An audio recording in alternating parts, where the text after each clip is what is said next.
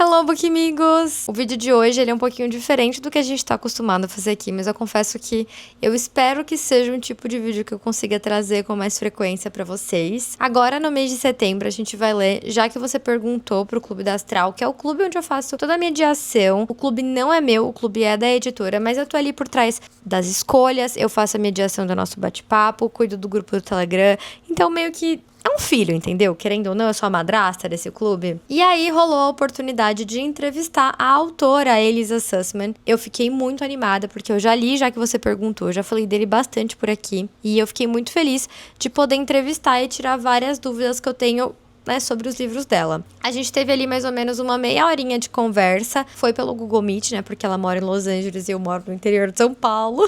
Mas foi uma entrevista muito legal. Ela é uma querida. Eu tava muito nervosa. Eu legendei toda a entrevista pra vocês. Se tiver algum erro de tradução, peço desculpa. Eu fiz isso manualmente, sozinha. Então até demorou um pouco pra eu traduzir, mas espero que vocês gostem. E eu tentei focar a entrevista principalmente em Já que você perguntou, já que é o livro que a gente vai ler juntos agora durante setembro. Eu não falei muito sobre Mais uma vez com Emoção, que é o segundo dela, que tem aqui no Brasil, e também não falei muito sobre o novo livro dela, que é Totally and Completely Fine, que ainda não tem no Brasil, mas vamos torcer pra Astral trazer, porque eu acho que ia fugir um pouco ali do nosso escopo, que era falar sobre o livro do Clube do Livro. Eu espero que vocês gostem e não esqueça de comentar aqui embaixo qual pergunta vocês teriam feito para a autora que eu não fiz e que ficou faltando. Hi, this is Elissa Sussman. I am the author of Funny You Should Ask, Once More with Feeling, and the recently released Totally and Completely Fine. I live in Los Angeles, where I'm from, and I have way too many pets, and really happy to be here and chatting. Are you a cat person or a dog person or other pets? Both. Okay. We have 3 dogs and 1 cat. So okay. the cat is like, there can only be one, and she's the queen. So yeah. What's her name? Her name is Susanna. Yeah. And our dogs are named Mozzarella, Jordy, and the newest arrival is Apple. Oh, I love it. Thank you. Those are great names for pets. We thought long and hard about it. So we love a food name. Yeah, that's so great. Your debut fiction novel is Funny You Should Ask. It's one of my favorite I have here.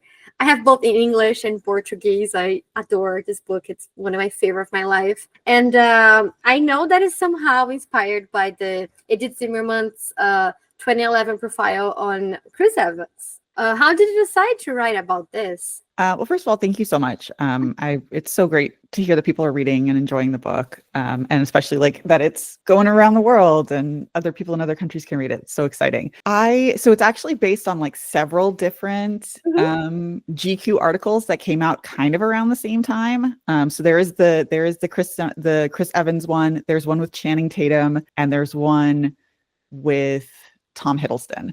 Okay. And they're all kind of like female interviewers with male movie stars. And it kind of just blurs the lines between what is like journalism and what is sort of more like nonfiction, sort of memoir-esque writing. But I thought it was just really interesting. And it's such an interesting dynamic to play with, because in any usual situation, like a movie star is going to have a significantly more power. The power dynamic is super weird. So how can I kind of put him on his back foot a little bit? And I was like, well, if he's doing, like, this is for work. He's meeting someone for his job. It is his job to entertain her and make her feel special. So it does sort of make it confusing for our characters when there is obvious attraction, but you're like, well, is this, real, or is he doing this for the article? And he's sort of thinking the same thing. Is it real, or is she just trying to get a better article out of me? And I also, like, I'm from LA, and I always, whenever I would read like celebrity normal person romances, there was this trend of like if the guy was famous and the girl wasn't, the girl would be like, well, I didn't know he was famous, And I'm like, I would know. I know. I have no shame admitting that I like read. I know the tabloid sites. Like I think most people are fascinated with celebrity and fame, and I think it's almost more fun if this person has to interact with someone who's like her biggest celebrity crush. It has to be professional about it and has to like not feel awkward and weird. So that just like threw another level of fun weirdness into the story. Yeah. Do you think living in LA helped with that? Definitely. Yeah. I mean, I put so much of my love for LA in the book. I just like grew up here. I love it here. And we do have like, it's a kind of casual celebrity culture. Like I will go my local coffee shop that I go to. Like we have some actors that come in pretty much on the regular. You're just like, you just sort of like, you know, they're there with their kids or whatever. So everyone's kind of just like, yeah, you're just you sort of learn to kind of be nonplussed by it. But it is still like, you're like, when they leave, they're like, oh my God, did you see so-and-so, so-and-so? It's very exciting. I went to LA last year, but I didn't meet any famous people. So it's okay. I mean, it's the thing is that it never works out the way you want it to. Cause like you know so much about them and they know nothing about you. So it's like this, like, it's so nice to meet you. It must feel so strange for them. Like, yeah, exactly. I think it is. So I'm also just like really, really fascinated with fame and how it is evolved and how we relate to fame. I think it's something that we all sort of think that we want. We all want to be famous. We all want to be well known. And then I think when people do get famous, they're like, oh, I wish I had known that this is what I was giving up. And I think, so it's that like push and pull of, you know, people who don't have it want it, people who have it don't necessarily want it, but they do want, you know, it's like, nothing is cut and dry like that.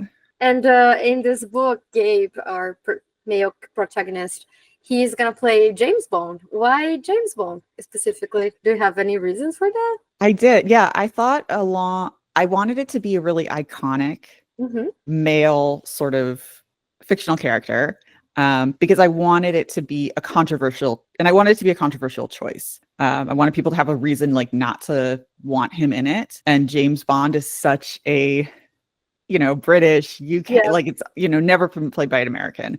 I doubt it will ever be played by an American, but I knew like in this fictional world, people would have lots of opinions about it. And I just like, it was just fun to play with this idea of like, you know, not only is Gabe like handsome and charming, but he's about to play like the most debonair character that sort of ever existed. It's also going to like be, you know, you think about like what happened with Daniel Craig when he became like, it changes your career. It's like one of those things. So I wanted to find something like that everyone would kind of know instantly what it is and what it means. Like you don't really have like, you know, even if you've never seen a James Bond movie, you know who James Bond is. And so I wanted it to be so iconic that everyone was going to hear about it. Everyone was going to know about it. It was going to just change his life so completely. So yeah, that was one of the reasons I picked it. This question is very personal of mine. I don't know if anyone wondered that before, but I think that Honey's name is very different. I don't even know if I'm pronouncing it right. I went to pick up the audiobook so I could at least know how was like pronounced it because it's so different. Is there a story behind it? Is like a family name or anything? It's not a family name. I usually say it Hani with the "h" in the back of your throat, but I hear a lot of people saying it Hani, which is, you know, I think it's fine.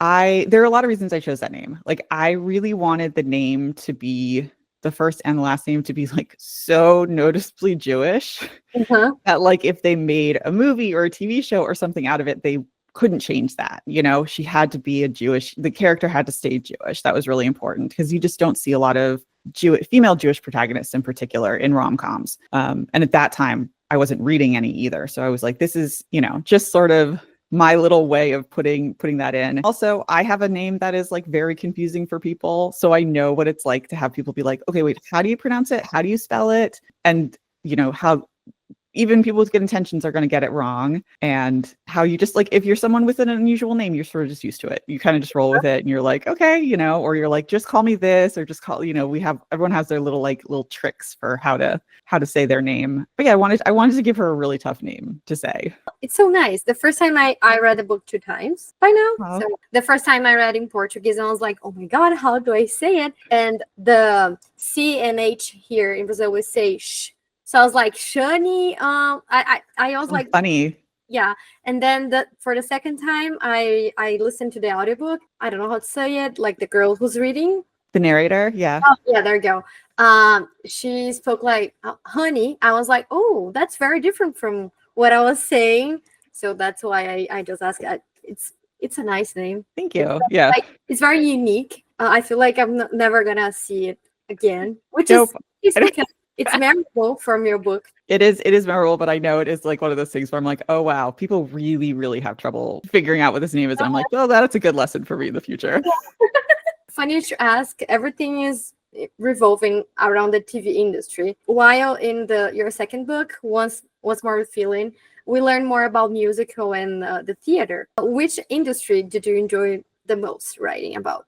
I mean, I love the sort of magic quality of both of them. I feel more personally connected to theater. I think there's nothing like going to see live theater and seeing live performances. Like I just went and saw Anne's Juliet, which is playing here in Los Angeles. And it's like, just the energy in the room is just, you're just like watching a bunch of people who are so talented, just dancing and singing their hearts out. And it feels very, very magical to me because I cannot sing, dance, and I cannot act. So I'm always like, you guys are just like unicorns, special unicorns. And so I love writing about the theater world. I think it's that in-between space where it's like you know, within the Broadway community, you can be really well known, you can be really famous, but outside of that community, you can be totally anonymous. And so that's a really interesting fame dynamic that I want to explore more for sure.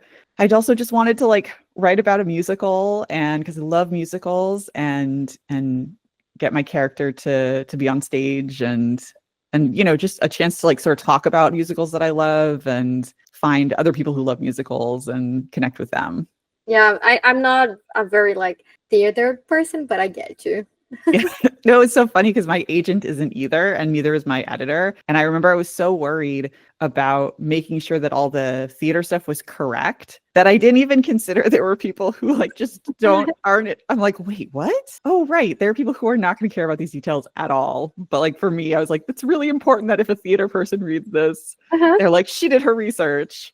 So in both your books, we read about those characters that are constantly in the spotlight. I love, like you, books with like this famous person. Feels like I'm reading, like, as you said, like a tabloid or a Twitter thread, something like that. You told me before that you live in LA and that's mostly why you write about it. But there is any other thing that brings you to write about those type of characters? Yeah. I mean, I think one of the things I had a lot of fun with in Fun You Should Ask is writing all the little like interstitials, so like the articles and all of that. And what I wanted to do is I really wanted to sort of to juxtapose or to illustrate as much as possible the difference between what we think we know about people and what we actually know about people. So I wanted all of the articles and everything, I wanted it to be like, if Gabe was a real celebrity, what would people be writing about him? What would we as the reader or the viewer know about him? And so like setting him up to be seen kind of the way that Hani sees him.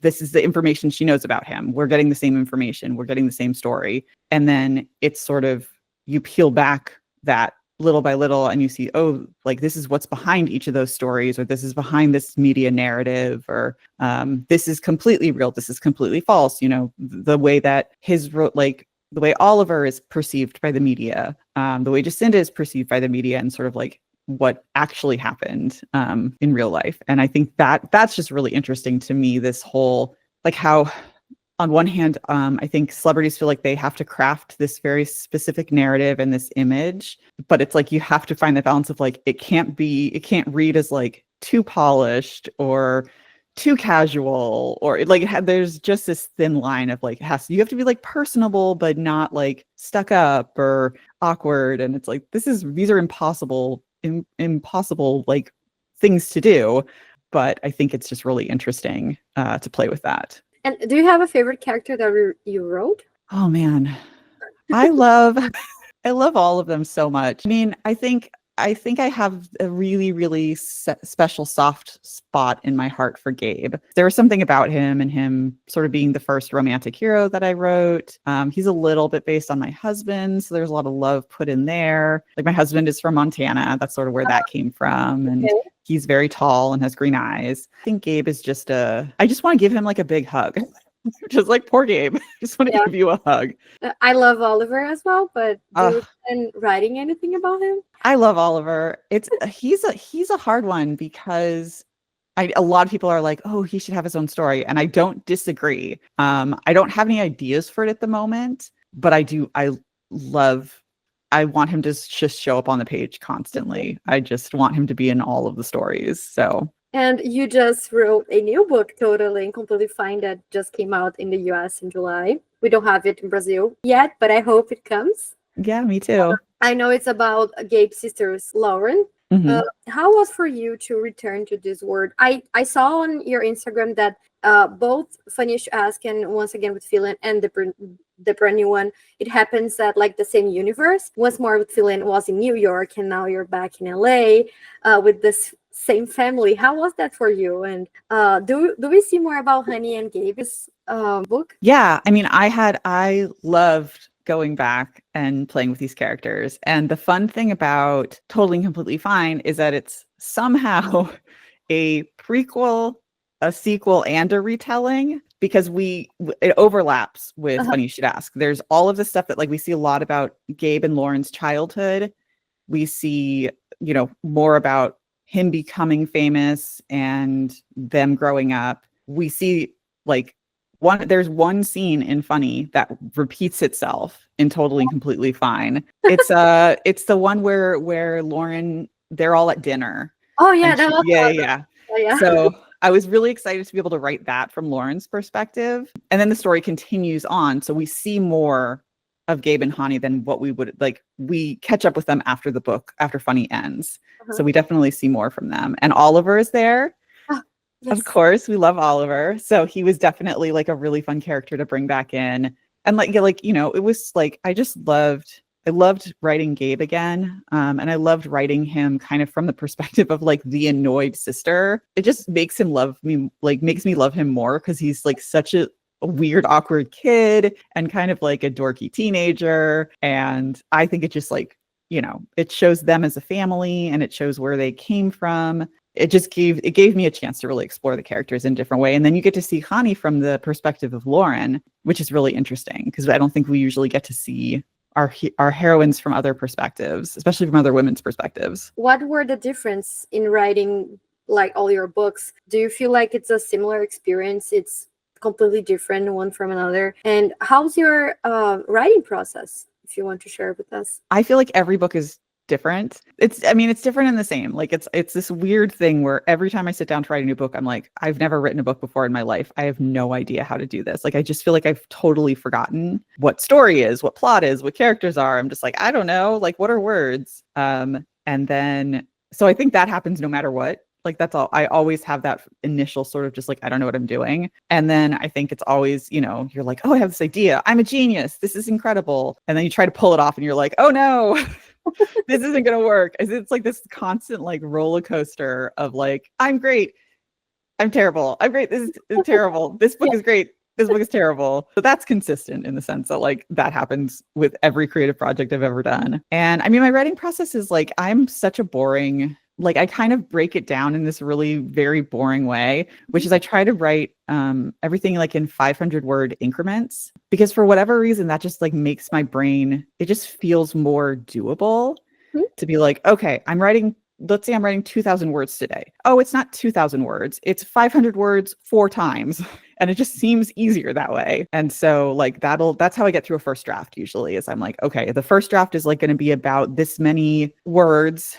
So, and I want to work on it for this many days. So like it gives me sort of a general timeline, because I'm someone who works really well, who likes schedules, who likes sort of just like deadlines and things like that. Those usually work really well for me.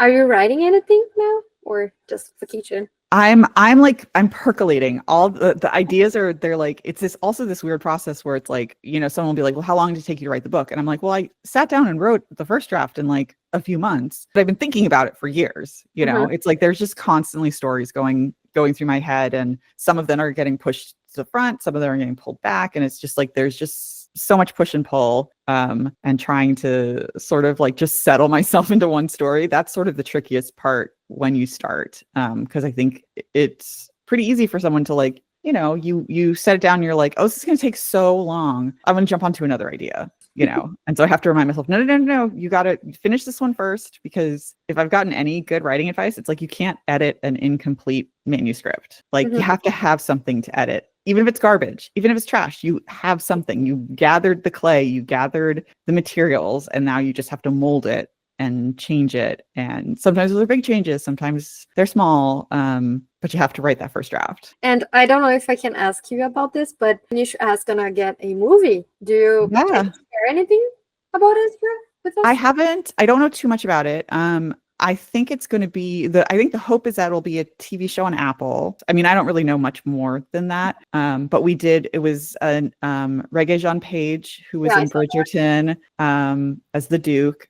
He is signed on to play Gabe, which is really exciting. Especially because, as far as I heard, he came to us, like it was a sort of separate thing. He had been reading it and was interested in it, and we had already been sort of like, the project was already in development.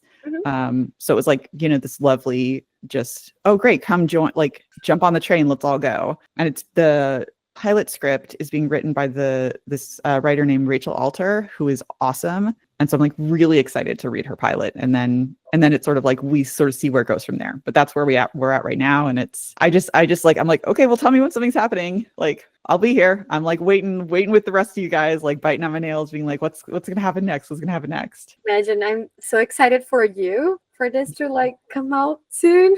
Yeah, it would be. I'm just excited that people are excited about it. You know, it was just like announcing it and hearing people's reaction to it was just really nice, because like I said, I love Gabe and Hani, and I love that other people love them. So, you know, I think Regé-Jean wanting to be part of it, it's going to mean so much more to the character, because he's already connected Gabe and on some level. And so I think, you know, that just makes him perfect. When you were writing the book, do you had like a dream cast? Not really, because I know enough about the film industry to know that that's just setting myself up for disappointment.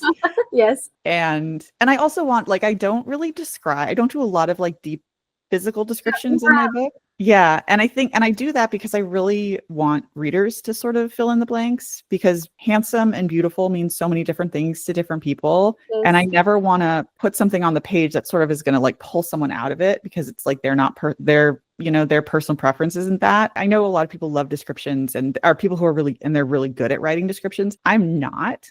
It's not my like, you know, forte. And so I'm like, I'll lean into the stuff that I'm good at. I love writing dialogue. I love writing, you know, like chemistry scenes and things like that.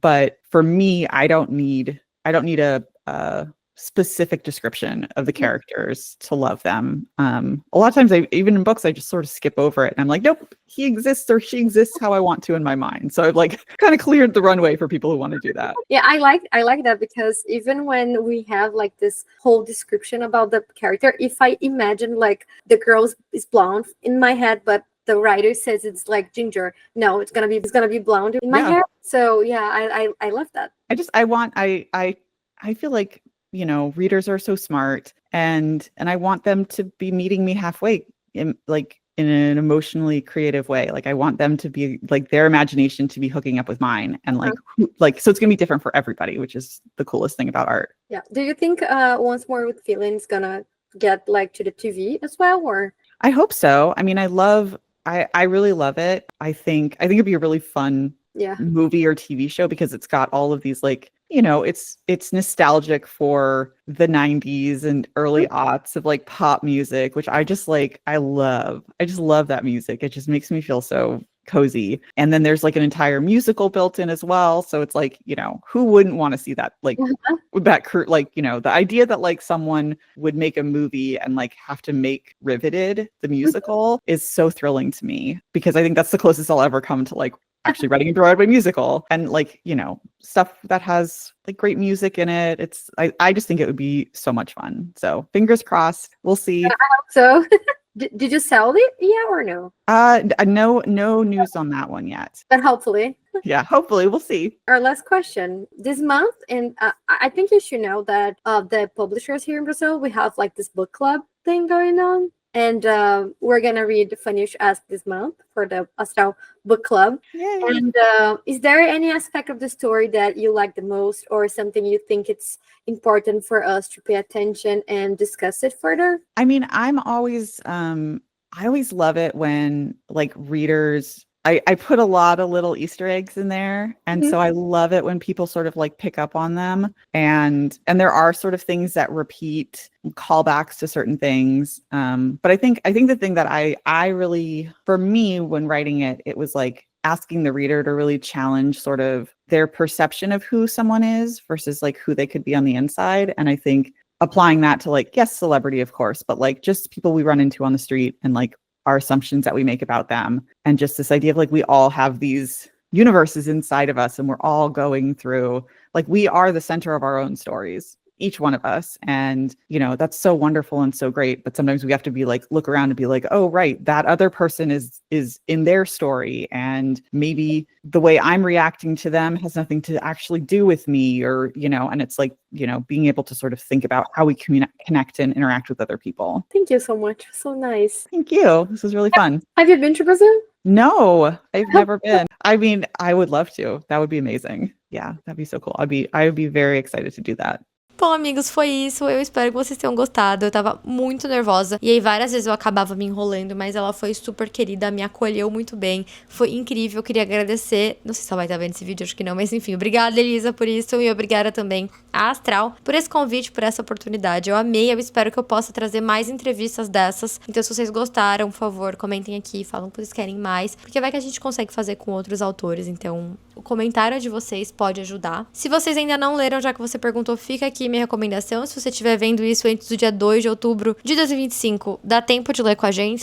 Se você estiver vendo depois, não tem problema, pode ler. E você vai amar, eu adoro esse livro, vai rolar uma adaptação, a gente falou sobre isso. Eu espero do fundo do meu coração que vocês tenham gostado. Eu adorei fazer essa entrevista, foi super divertido. E eu vejo vocês no próximo vídeo. Beijinhos da Lud!